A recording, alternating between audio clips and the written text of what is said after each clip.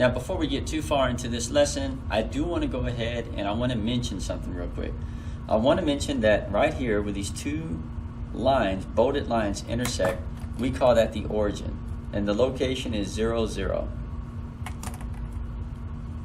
And the important thing I want to tell you about origin is when we're looking at the x-axis and y-axis,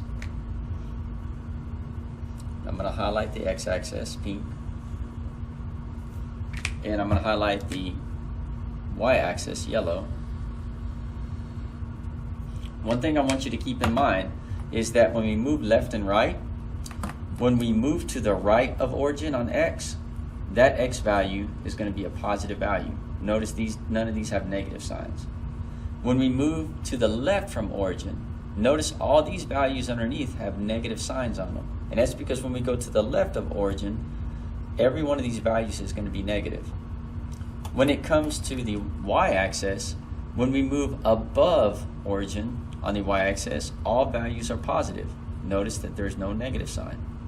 And when we move below origin on the y-axis, they're all negative. Notice there's a negative sign on each one of those. So I'm going to put a negative sign there. This should just be helpful to help you remember that when you're finding your location of your point, above origin on the y-axis is positive, below is negative, to the left of origin on the x-axis is negative, to the right is positive. Therefore, when you're writing your ordered pairs, which are basically made up of a x and a y value, for instance, we always put our x value first and we put our y value second. I want you to remember that in quadrant 1 over here, you're going to have your x is going to be positive and your y is going to be positive. On the other hand, in quadrant 2 over here, when we write an ordered pair, our x value, because it's left of origin, is going to be negative, and our y value is going to be positive. In quadrant 3 down here,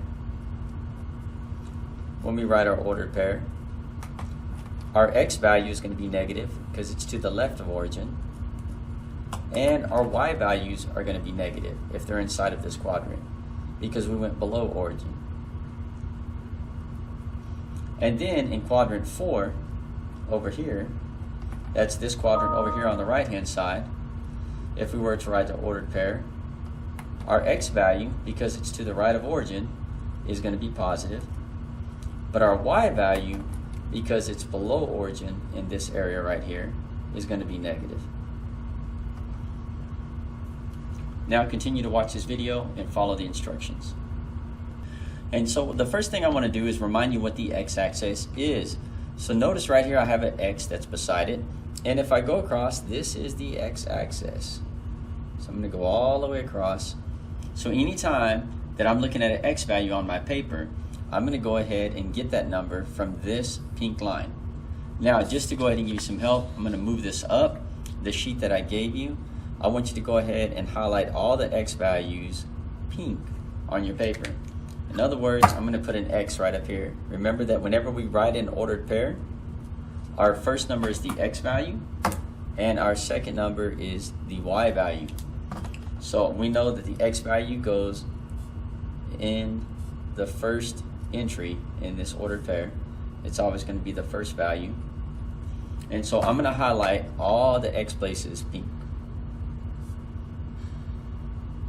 And I recommend you do the same as you're doing this activity. Make sure you highlight all these pink, because only the numbers from the pink axis that I highlighted, right, our x-axis right here that goes left and right, horizontal, only those numbers belong in these first columns that are highlighted pink. Now the second number, that's our y values. So I'm just going to put a y up here for every one of these. It should always be a y value in this second column. And for the y values, I'm going to use a yellow highlighter. In other words, I'm going to go to my y-axis, which is right here. And notice it's vertical, it goes up and down. And I'm going to highlight all the y values. Those are the numbers that will be going in the second column. For instance, if I put this back up, my y values are always going to be the second number in my ordered pair. So go ahead and get your paper ready by just highlighting it.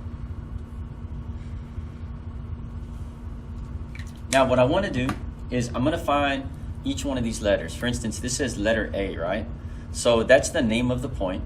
And so what I'm going to do is I'm going to find it. And for instance, A is right here. And if I wanted to find A, on the x-axis, I'm going to use my red pen for that. I start from origin. By the way, origin is where the two bolded lines cross, where the x and y-axis cross. And that's always 0.00. So I'm actually going to write that here, 0, 0. So we're starting from 0.00. Now to find A, I want you to notice that I have to move over to the left one time. And that lines up with -1. So I'm going to go to A, and I'm going to write a -1 right there where I highlighted pink. Then to get to A, I have to move up. And up is going to be on my y-axis. So I have to move up one time.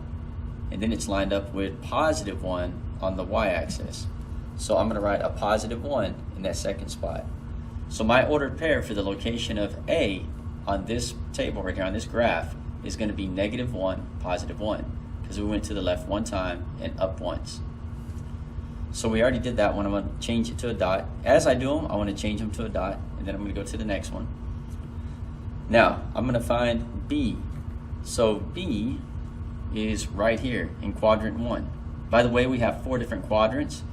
I'm just going to label this just to let you know. This is quadrant 1. This is quadrant 2. We call this one down here quadrant 3. And we call this one over here quadrant 4.